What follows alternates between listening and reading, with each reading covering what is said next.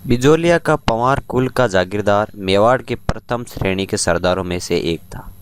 यहाँ के अधिकांश किसान धाकड़ जाति के थे और वे लोग सदियों पूर्व बूंदी, कोटा और ग्वालियर क्षेत्रों से यहाँ आबाद हो गए थे।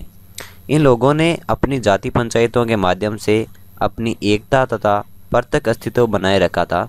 इसीलिए वे अन्याय के विरुद्ध संगठित होकर अपनी आवाज़ बुलंद कर पाए थे। बिजोलिया आंदोलन की पृष्ठभूमि तथा कारण। 1894 ईस्वी में बिजोलिया के जागीरदार गोविंद दास की मृत्यु के बाद किशन सिंह नया जागीरदार बना। किशन सिंह ने जागीरदार बनते ही किसानों से उपज का आधा भाग तथा अनेक प्रकार की लागतें वसूल करने का आदेश दिया। बढ़े हुए लगान तथा लागतों को चुकाने के बाद किसानों के पास बचत नगण्य रहने लगी। इससे उनका गुजारा होना भी कठिन हो गया। इसलिए किसानों ने जागीरदार द्वारा लगाई गई अतिरिक्त लागतों का विरोध करने का निश्चय किया। 1897 ईस्वी में किसान नेता विजयपुर जाकर महाराणा के दफ्तर में एक शिकायती पत्र देकर चले आए। महाराणा ने सहायक माल हाकिम हमीद हुसैन को जांच करने के लिए बिजोलिया भेजा। हमीद हुसैन ने अपनी जांच रिपोर्ट में लिखा कि बिजोलिया का जागीरदार बहुत सी गैर कानूनी लागतें वसूल कर रहा है। महाराणा ने जागीरदार को चेतावनी दी तथा 1-2 लागतों को बंद करने का आदेश देकर मामला समाप्त कर दिया। उधर जागीरदार ने भी किसानों में फूट डालकर उनके संतोष को दबाने की दृष्टि से कुछ समय के लिए चुप रहना उचित समझा। इसके बाद उसने कई किसान नेताओं को मामूली सुविधाएं देकर उनकी एकता को समाप्त कर दिया। 1900 ईस्वी तक आंदोलन समाप्त हो गया। 1906 ईस्वी में राव किशन सिंह की मृत्यु हो गई और सवाई पृथ्वी सिंह नया जागीरदार बना। उसे महाराणा को तलवार बंदई की भारी रकम देनी पड़ी। तलवार बंदई उत्तराधिकार शुल्क होता था। उसने यह भार किसानों पर डाल दिया। उसने किसानों को दी गई रियायतों को रद्द कर दिया तथा पुरानी बढ़ी हुई दरों से लागतें वसूल करने का आदेश दिया। 1913 ईस्वी में साधु सीता रामदास, फतेहगढ़ चारण और ब्रह्मदेव के नेतृत्व में किसानों ने पुनः आंदोलन छेड़ दिया और भूतपूर्व कदम उठाते हुए 1 वर्ष तक खेती न करने का निर्णय लिया। किसान लोग अपने जीवन निर्वाह हेतु बूंदी और ग्वालियर आदि स्थानों पर जाकर काम करने लगे। किसानों द्वारा भूमि को पड़त रखने के फलस्वरूप बिजोलिया क्षेत्र में अकाल की स्थिति उत्पन्न हो गई और जागीरदार को भी भारी आर्थिक हानि उठानी पड़ी। उसने दमनकारी नीति का सहारा लिया और बहुत से किसान कार्यकर्ताओं को जेल में डाल दिया। इसी बीच 1914 ईस्वी में पृथ्वी सिंह की मृत्यु हो गई। उसका पुत्र एवं उत्तराधिकारी केसरी सिंह अल्पवयस्क था। अतः जागीर का शासन कोर्ट ऑफ वार्ड्स यानी मेवाड़ सरकार ने संभाल लिया। अल्पवयस्क जागीरदार की मां ने किसानों की मांगें स्वीकार कर ली और महाराणा ने भी मान्यता दे दी, परंतु जागीर के कर्मचारियों ने किसानों को कोई सुविधा प्रदान नहीं की और पुरानी दरों से ही लागतें वसूल करते रहे और बेगार लेते रहे। इससे किसानों की आर्थिक स्थिति पुनः बिगड़ने लगी। संयोगवश प्रथम विश्व युद्ध शुरू हो गया और जागीरदारों को युद्ध कोष में धन जमा कराना पड़ा। जागीरदारों ने ये बोझ भी किसानों पर लाद दिया। इस नए भार ने किसानों की कमर तोड़ दी और उनके सामने आंदोलन के अलावा अन्य कोई विकल्प नहीं बचा। विजय सिंह पत्ती के नेतृत्व में किसान आंदोलन। विजय सिंह पथिक अपने समय का विख्यात क्रांतिकारी था। सीताराम दास के आग्रह पर विजय सिंह पथिक ने बिजोलिया आंदोलन का नेतृत्व करना स्वीकार कर लिया। उसकी उपस्थिति से किसानों का उत्साह बढ़ा। माणक्यलाल वर्मा, साधु सीताराम दास, भंवरलाल सुनार और प्रेमचंद भील के सहयोग से पथिक ने किसानों को पंचायतों के माध्यम से संगठित किया और उन्हें युद्ध कोष में धन देने से मना कर दिया। किसानों ने महाराणा व जागीरदार को प्रार्थना पत्र भिजवाए। प्रत्युत्तर में महाराणा ने किसान नेताओं को गिरफ्तार करने तथा आंदोलन को कुचलने का आदेश दिया। पथिक जी भूमिगत हो गए और वीरान स्थान से आंदोलन का संचालन करने लगे। विजय सिंह पथिक ने कानपुर से प्रकाशित होने वाले समाचार पत्र प्रताप के माध्यम से बिजोलिया के किसान आंदोलन को समूचे देश में चर्चा का विषय बना दिया। इस पर जागीरी दमन चक्कर जोर पकड़ गया। माणक्यलाल वर्मा, साधु सीताराम दास आदि नेताओं को बंदी बना लिया गया। जेल में उनके साथ बुरी तरह मारपीट की गई, उनके घरों में लूटमार की गई तथा परिवार की स्त्रियों के साथ बुरा व्यवहार किया गया। किसानों पर भी नाना प्रकार के अत्याचार किए गए, लेकिन किसानों ने सब कुछ सहने एवं आंदोलन को जारी रखने का दृढ़ निश्चय कर रखा था। समाचार पत्रों में दमनकारी उपायों की निरंतर निंदा हो रही थी। अतः महाराणा ने विवश होकर अप्रैल 1919 ईस्वी में एक जांच आयोग नियुक्त किया। किसानों की मांग के अनुसार उनके नेताओं को रिहा कर दिया गया। आयोग ने जांच पड़ताल के बाद पाया कि किसानों का आंदोलन उचित है और उसने कुछ लागतों तथा बेगार को समाप्त करने की सिफारिश की, परंतु महाराणा ने आयोग की अनुशंसा पर कोई ध्यान नहीं दिया। आंदोलन और उग्र हो गया। इस बीच ठिकाने ने पीवल भूमि यानी सिंचित भूमि के लगान में और अधिक वृद्धि कर दी।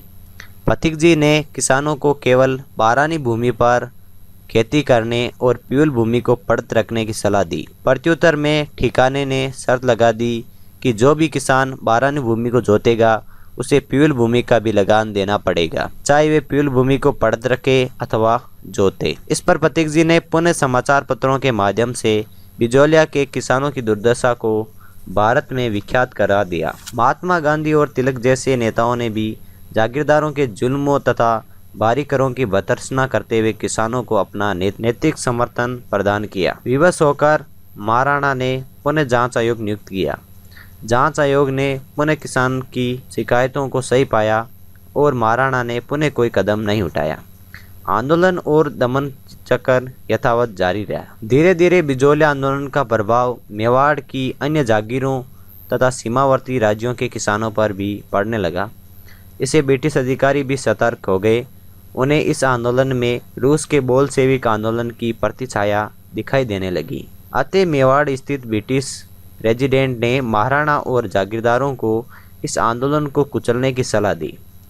इस बीच 1920 में नागपुर कांग्रेस अधिवेशन के अवसर पर विजय सिंह पथिक, माणिक्यलाल वर्मा, साधु सीता रामदास आदि नेताओं ने गांधी जी और अन्य कांग्रेसी नेताओं से भेंट कर उन्हें किसानों की दुर्दशा से अवगत कराया और उन लोगों का नैतिक समर्थन प्राप्त किया। इससे ब्रिटिश अधिकारी चिंतित हो उठे।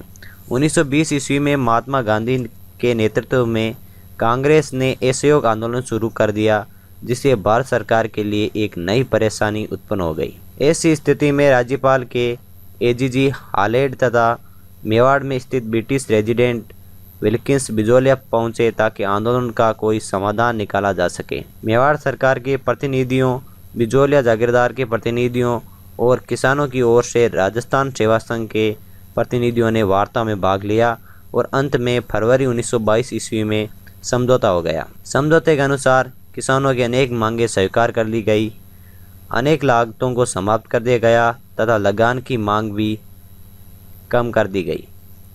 बेगार प्रथा को समाप्त कर दिया गया। इस प्रकार 1922 ईस्वी में आंदोलन समाप्त हुआ। असहयोग आंदोलन के समाप्त होते ही एजीजी किसानों के साथ हुए समझौते के प्रति उदासीन हो गया और बिजोलिया के जागीरदारों ने समझौते का उल्लंघन करते हुए किसानों पर पुनः नई लागतें लगा दी और लगान की मांग भी बढ़ा दी। इस बीच मेवाड़ सरकार ने बेंगू किसान आंदोलन के सिलसिले में पथिक जी को बंदी बनाकर 3.5 वर्ष के कारावास की सजा दे दी। 1923-26 का समय किसानों ने बड़ी तकलीफ से गुजारा। 1926 ईस्वी में अंग्रेज अधिकारी ट्रेंच ने भूमि बंदोबस्त प्रस्तावित किया, जिसमें पीवल क्षेत्रों के लिए लगान की दर को थोड़ा कम कर दिया गया, परंतु बारानी क्षेत्रों पर लगान की दर को बढ़ा दिया।